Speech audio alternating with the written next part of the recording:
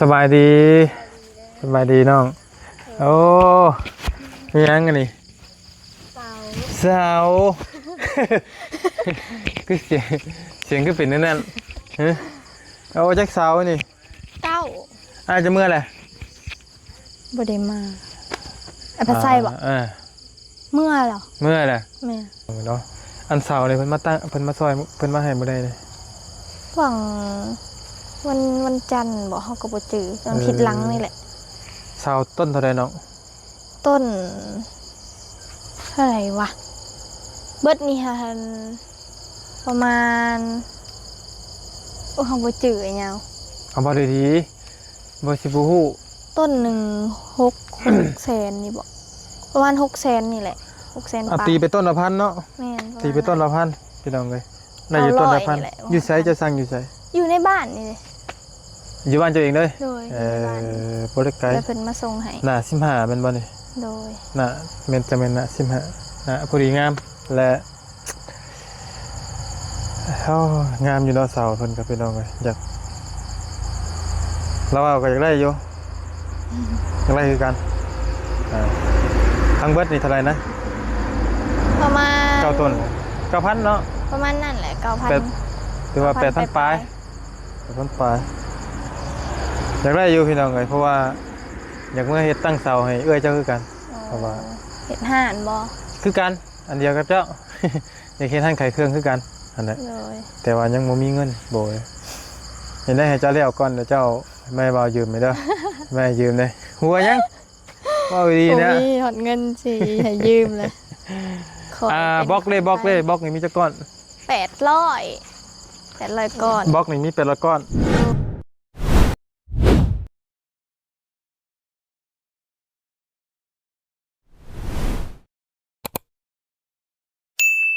เอาพี่น้องกันเนาะ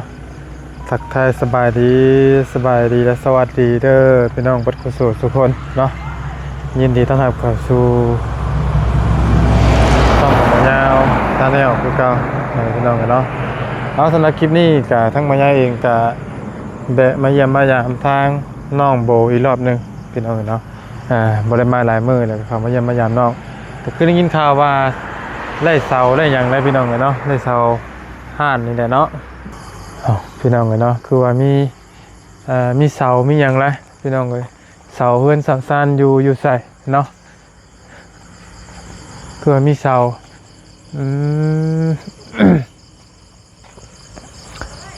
ปึกมาแบบนี้โอเคพี่น้องเลยเนาะพอดีสบาย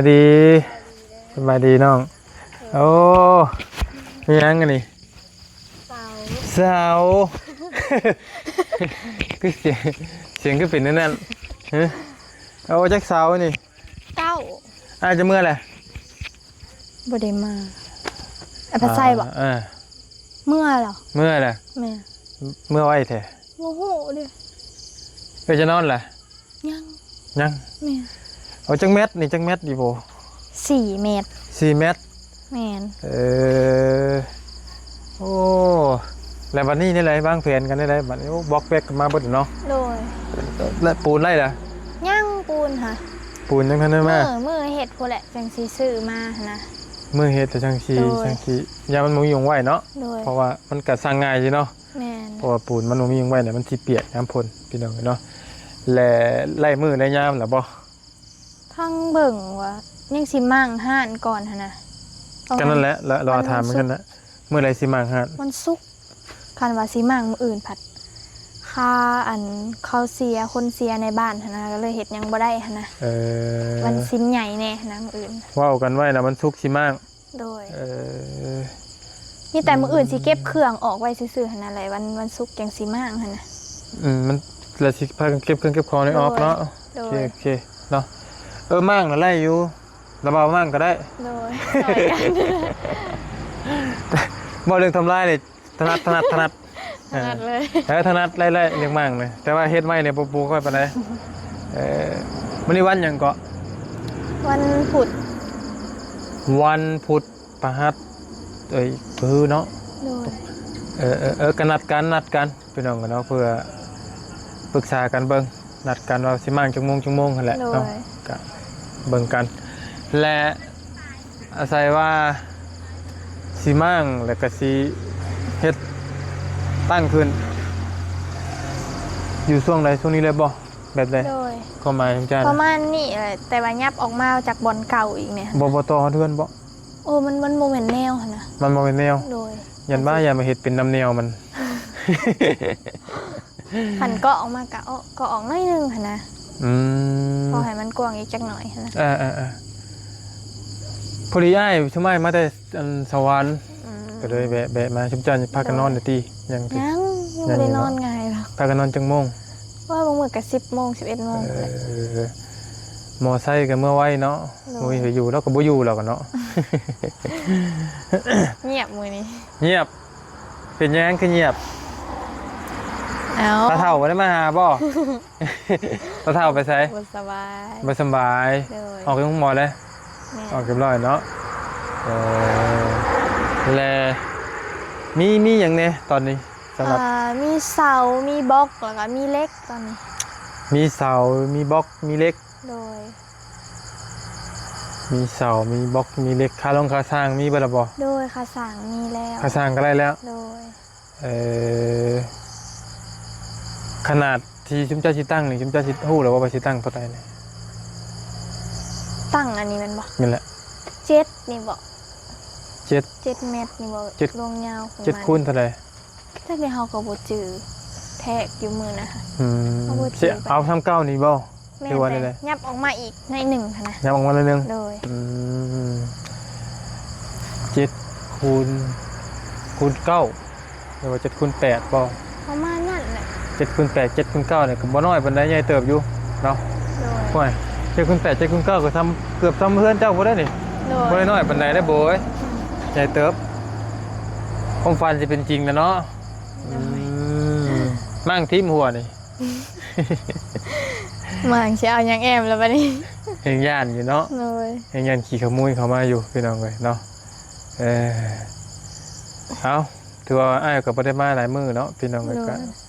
ดีละที่น้องๆเพิ่นก็มีการเปลี่ยนแปลงอยู่ก็เห็นน้องวี่ส่งน้องกลุ่มอยู่มีเสื้อไฟอยู่เด้อพี่น้องเอ้ยแต่ว่าบ่ยาวก็บ่ได้มาเนาะไปแล้วบอกในบอลพี่น้องมื้อนี้ก็ว่าจะบ่ได้มาแต่ยังได้มาอยู่เนาะกำลังโบวี่ผู้ว่าก็บ่สบายเนาะกินข้าวแล้ว กินแล้ว กินข้าวกับหยัง กินต้มหมี่ ต้มมี จะกินมาแล้วสาย สิว่าให้ปั้นมาน้ำอยู่วันบรรทัดเรียบร้อยแล้วพากันปั้นมาเนาะ เบลนอนแล้ว ย่างเพิ่นอาบน้ำนี่บอก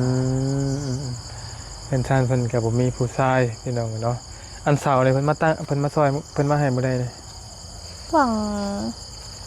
วันจันทร์บอกเขาก็บ่จือตอนผิดหลังนี่แหละ เสาร์ต้นเท่าใดน้อง ต้นเท่าไหร่วะเบิดนี่ฮะประมาณเขาบ่จือไอ้ยาว เอาบ่ได้ดีบ่สิบ่ฮู้ ต้นหนึ่ง6 แสนนี่บอกประมาณ6 แสนนี่แหละ6 แสน อ่ะ ปลาย ตีไปต้นละพันเนาะ แม่น ตีไปต้นละพันพี่น้องเอ้ยได้อยู่ต้นละพัน 900นี่แหละ อยู่ไสจะสั่งอยู่ไส อยู่ในบ้านนี่เลย อยู่บ้านเจ้าเองเลย โดยอยู่ในบ้าน บ่ได้ไกล แล้วเพิ่นมาส่งให้ หน้า15แม่นบ่นี่ โดย น่ะแม่นจะแม่นน่ะ15น่ะพอดีงามและงามอยู่เนาะเสาเพิ่นก็พี่น้องเอ้ยอยากเราเอาก็อยากได้อยู่อยากได้คือกันทั้งเบิดนี่เท่าไหร่นะ ประมาณ 9ต้น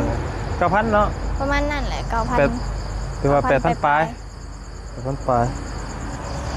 อยากได้อยู่พี่น้องเอ้ยเพราะว่าอยากเมื่อเฮ็ดตั้งเสาให้เอื้อยเจ้าคือกัน เพราะว่า เฮ็ดห่านบ่ คือกันอันเดียวกับเจ้า อยากเฮ็ดท่านขายเครื่องคือกันอันนั้น โดย แต่ว่ายังบ่มีเงินโบยเห็นได้ให้เจ้าเลี้ยวก่อนเดี๋ยวเจ้าแม่บ่าวยืมไหมเด้อ แม่ยืมเลยหัวยังว่าดีนะ มีหดเงินสิให้ยืมเลยขอเป็น บล็อกเลยบล็อกนี่มีจักก้อน 800ก่อน บล็อกนี่มี800ก้อน โดย งามเนาะบล็อกเนาะ แม่น บ่ได้วิดบ่ได้เบี้ยวติ บ่ เออ โอ้งามเนาะ ของหมูไอ้บี้ ของงูอีวี่ โดยเพิ่นสั่งน้ำหมูเพิ่นมา เสาเด้ เสาของพุ่น เพิ่นอันบล็อกเพิ่นเฮ็ดคือกันบ่ บล็อกอันโตบอนเสาค่ะบ่เพิ่นบ่ได้เฮ็ด เพิ่นแต่เสาเนาะ แม่น งามบล็อกเราพี่น้องกัน โด เนาะ ย เกี่ยงดีเออตอนนี้งบทั้งหมดทั้งเบิดตอนนี้เนี่ยมีอย่างไรแล้วผม มีแต่ค่าสร้างได้ค่าสร้าง มีค่าสร้าง โดย มีบล็อกมีเสา มีเหล็ก มีเหล็ก โดย แล้วก็พวกไม้พวกต่อยท่านไรเนาะยังมันมีเนาะจะเป็นไม้บ่หรือว่าจะเป็นหยังหรือจะเป็น ไม่ พวกเล็ก ก็ได้ เล็กก็ได้ติ ได้ก็ได้หั่นนะ เล็กก็ได้ไม้ก็ได้ โดย คือสำหรับปัญญาว่าอะไรรวมๆเบิ่งเนี่ยนี่เล็กก็ไม่ก็เพราะปั่นกันนะเอาไปมาเล็กถือกว่าอะไรไปน้องเนาะเอาไปมาไม่ยืนเพลงกว่าตอนนี้เล็กนี่เฮามันเฮายังต่อได้นะแต่ไม่เฮาต่อบ่ได้นั่นนะเนาะเท่าไรมูลราคาบล็อกนี่ 4 ล้าน 4 ล้านบ่ทั้งเบิดนี่ โดยก่อนหาพันเนี่ย ก้อนเท่าไรก็ ก่อนหาพัน ก้อนหนึงนะก้อนหนึง5,000 แม่น ก็สิแพงแท้5,000กีบนี่ แม่น เห็นบ่บ่ แม่นบ่วะ เพิ่นว่าก่อนหาพัน ก่อนหนึ่ง5,000ป้อเพลงเถือะไว้อยู่แกง5,000สี่ก่อนกับ20,000นะแม่นบ่เป็นเจ้าหัวผิดบ่ เฮาบ่จื้อเด้อะหยังเอ้ยเว้าอีหลีได้นี่ มันก่อนหนึ่งมาช่างว่ากันช่างถามผู้สั่งมาพุ่นล่ะเป็นจังไดเนาะบ่ยาวกับบ่ฮู้แม่จะมาเบิดหรอบ่ แม่เขาไปเงินดี แม่เป็นเพื่อนดี โดย เป็นจังได๋จ้ะความรู้สึกตอนนี้กะสิความฝันจะเป็นจริงแล้ว ดีใจแหละบ่คิดว่าสิได้ซำนี้หั่นนะ โดย ส่วนหลายนี่มาทั้งผู้ว่าวเจ้านี่เนาะระบาเบิ่งจากช่องกันบ่ โดยโอ้ยเห็นผู้บ่าวแล้วโอ้ย เอาอีหยังซะต้นเท่าบ่ใช่บ่ได้ซะ ยังบ่แม่นเด้อ เอาเ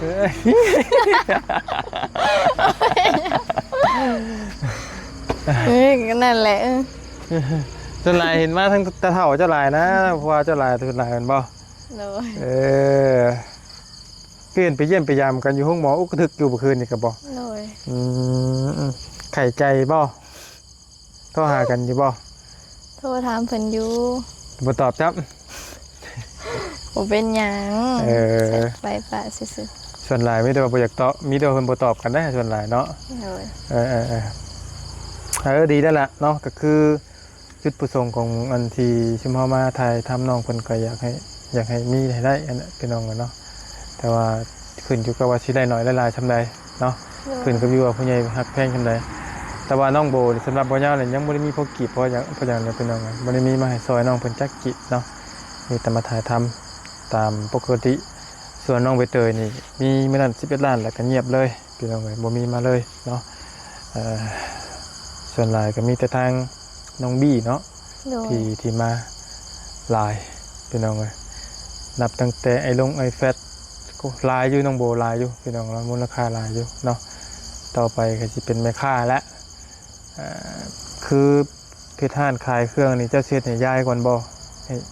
โดยเพิ่นคันมัน เจะก็เฮียนไปนำสิบ่ความหมายกันเลิกเฮียนมาแล้วก็มาขาย เลิกเรีนก็ขายหั่น ถ้าเบิ่งน้ำกันพี่น้องว่ามัน โดย สีไรสำไรเนาะสีร่วงหรือสีร่วงพี่น้องสีรอดหรือสีร่วงขายเครื่องขายของก็บ่ง่ายเลยเนาะ โดย และพวกเครื่องพวกของนี่เฮาให้เขามาส่งเองบ่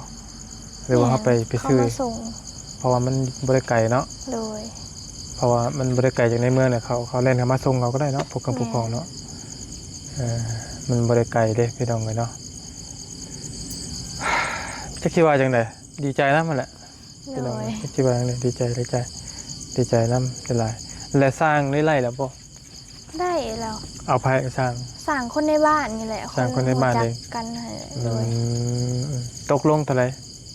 พิ่นตกลงว่า7 ล้านหาว่ะ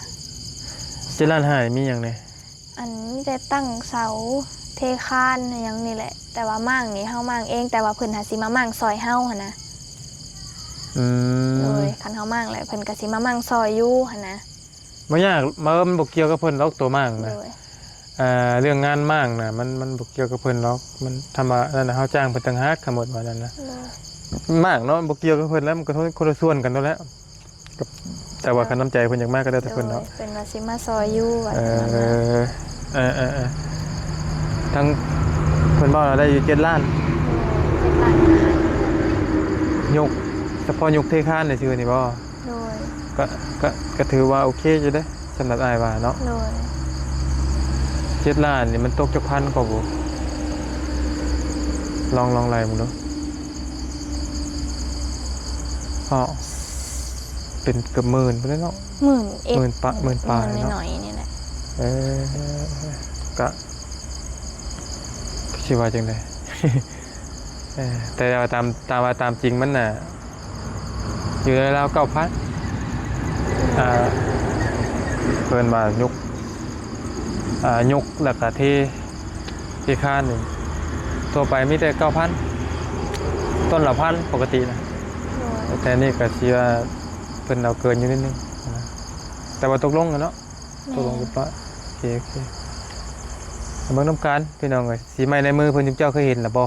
โดยเพิ่นก็เฮ็ดคักนะเพิ่นเป็นสร้างคักแหน่ อืมโอ้สร้างก็มีหลายสร้างเลยเนาะไอ้ก็สร้างคือกัน สร้างมาก เห็นว่าไอ้ไปมั่งเพื่อนน้องพรน่ะ ตั้มตอนนั้นนะเอาโอเคแล้วนี่กันถือว่าบ่หึงปานใดเนาะ โดย สิมาเข้ามานี่ก็ฮอดแล้วบ่เดือน ยัง บ่ฮอดเนาะภายในบ่กี่มื้อก็ถือว่าได้แล้วทำนี้ก็โอเคแล้วเนาะคักแล้วเนาะคือเห็นไปเยี่ยมไปยามเพื่อนน้องไปเตยบ่เมื่อวานนี่ โดย เห็นเพิ่นไปเยี่ยมไปยามอยู่พี่น้องเลยกะน้องเพิ่นยังมานอนเจ้าปกติบ่ตอนนี้ โดยมานอนน นอนเป็นหมู่กันพี่น้องจังได๋นอนไปนอนมาติดพี่เลยจักบาดเลยบ่อยากเมื่อเลยจักบ่ ำคือสิแม่ มันม่วนเด้อันพวกตู้เย็นนี่ยังเจ้าสิบ่ได้เอาเข้าเลยบ่ หมอปะอันนี้เลย บ่ยังเขายกไปบ่ กะย่านอยู่ จำเป็นเนาะ แม่นเฮามันบ่อันนั้นเด้ซะแต่ก็ใส่โสไว้อยู่ มันขมังเนาะ แม่น พี่น้องก็จำเป็นมันขมังเฮ็ดจังได๋อันละว่า เฮาสิ ไง ย ต ก อน ก็บ่ไหวสิยกเขาได้กะ เอาบ่ไหวแล้วเนาะ โดย ก็มีแต่ว่าง่ายๆตอนนี้น้องเพิ่นก็มีแต่รอเนาะรอในการเฮามั่งเนาะมีแต่รอถ่ายมือถ่ายยามพี่น้องกันเนาะมีแต่มือยกมือย่อมือว่ามือหยังก็บ่ยากหรอกพี่น้องกันเนาะเพราะว่าทางเม็ดทั้งทำเมแล้วก็เฮ็ดกับข้าวกับน้ำเก่งอยู่พี่น้องเลยเนาะก็คือสิแม่นยกย่อนี่ก็แม่นบ่เฮิงเนาะถ้าเบิ่งบรรยากาศนํกันอันนี้ก็จะเป็นตะกี้อันนี้เนี่ยตั้งใจเฮ็ดห้านขายเครื่องโดยเฉพาะบ่บ่ โดย อันตัวนี้เนาะจานจักปีแล้วตัวเก่านี่ โอ้หลายปีเติบแล้วเด้ ไผเฮ็ดตัวนี้พอจะบ่ พ่อนำพ่อเฒ่านำเฮ็ดนำกันตอนพ่ออยู่ โอเคพี่น้องเนาะคำพันใกล้จะเป็นจริงแล้วพี่น้องเลยเนาะ แต่กี้บ่มีห้านอันนี้ก็ขายอยู่ตูบหั่นเลยได้เครื่องค่ะขายอยู่ในตูบน้อยๆนั่นแหละ อยู่ในผู้ โดย ไผสิไปซื้อเจ้าอยู่ในอยู่ มีอยู่ มีอยู่ เคซื้โดย ขายเครื่องมาจักปีแล้ว 10 กว่าปีแล้วเด้ ป้า ฮอดบ่วะประมาณนั่นแหละ อืมก็บ่เป็นหยังเนาะขายค่อยขายไปพี่น้องเลยเก็บเด็กเก็บหน่อยเก็บ10เก็บ5นะทางเพิ่นก็ขายมาแต่น้อยเบิ่งจากเสาก็เป็นนี่พวกกินเนาะ กินละ เป็นเนื้อเป็นไม้ธรรมดานะพี่น้องเลยเนาะ โดย เป็นไม้ธรรมดาเป็นที่นี่มากกันเลยนะ มะข้อ เอ้ยนะถึงมีอยู่ ถึงมีกินอยู่เนาะ หัวกินหมดเลย ตัวจริงต่อไปเนาะทั้งหมดเนาะพี่น้องเลยน้องโบเพิ่นเฮ็ดไรห้านไรอย่างแล้วนี่คือสมมติว่าน้องพัดไส้มาอยู่นี่เนาะพี่น้องเลยเอาต่อไปก็หมอไส้อยู่หันก็ได้นอนอยู่หันเจะนอนอยู่พี่นะพี่น้องมันจังบ่ซ้อกันนะนอนไปนอนมัน โดย มันแบบว่าสมมติว่าคือจะมีครอบครัวกับหมอวี่ก็จะนอนอยู่นี้ หยอกเอาสมมตินะ โดยโดย มันต้องเป็นเวอร์ชันนี้แหละ สะดวกขึ้นนะ มันก็เพราะว่ามันแต่ว่าเพราะว่าบ่ยังไงคือส่วนมากนี่สองเคยมันอยู่สามเดียวกันบ่ได้หรอกพี่น้องกันเนาะอันนี้คือความอันนี้บอกคือเรื่องความเป็นจริงนะคือสมมติว่าเจ้าไรกระบี่อีดีนี่โบกับไรกระบี่เดียวอยู่กับปัจจัยอยู่มันบ่สามารถอยู่เพื่อนเดียวกันได้หรอก โดย แล้วเจ้าก็ต้องกั้นห้องนึงเพื่อนอนเผาเครื่องเลย แม่ แน่นอนบัดต้องได้กั้นห้องนึง ต้องได้นอนเผาแหละ นั่นแหละ อันว่าแล้วหั่นนะ แล้วก็ทาเบิ้งน้ำกันพี่น้องกันเนาะก็ถือว่าอาจจะเป็นห้านเป็นหมองจะนอนได้กับว่าได้หมองอีกต่อไปนะ โดย ห้องก็เฮ็ดก็คักติดอันว่าเพดานแล้วก็ติดแอร์ขึ้นไปโอ้ยคักมันยังทุกมื้อนี้เจะก็มีห้องบ่ได้มีดอกป่ะ บ่มี พอดีเลยนะซะเนาะ เอาในนั้นแล้วเสียโบเด้อ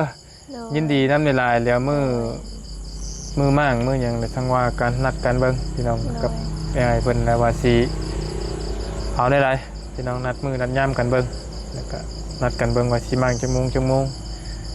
เบิ่งบรรยากาศนํกันพี่น้องก็สิเป็นอะไรสิมีคนเหยียบตะปูบ่หรือว่าอะไรพี่น้องเนาะทางว่ากันอีกรอบนึงมีแต่ว่าดีมกดีใจน้ำน้องเพิ่นในไลน์เนาะที่มาฮอดจุดนี้คือว่าพากันตั้งซ่องแม่นเห็นอยู่แม่นอยู่บ่ ไปเตยตัง บ่ได้เกี่ยวกับเจ้าบ่ตั้งเข้าใจแล้วมีคนติดตามแล้ว ไปเตยบอกแบบมีผู้ติดตามอยู่ FC ก็บอกให้ลงคลิปแต่ยังบ่ทันได้ลงหั้นนะ เอาเฮียนเนาะพี่น้องเอ้ยยังเฮียนอยู่เฮ็ดไปเนาะเอานั่นเด้อไอ้บ่ได้มีหยังมาสู่กินบัดนี้พี่น้องมาแต่สวรรค์เนาะพากันจังเปิดจังมาอื่นจังว่ากันเดี๋ยวสิมาเยี่ยมมายามใหม่เนาะอยู่ดีมีแฮงขอบคุณขอบใจหลายๆที่ออกมาว่าน้ำไม้ ไอ้ไข่ไอ้ก็ยังเป็นไข่อยู่บ่สบายไปสบายดีนั่นเด้อโดย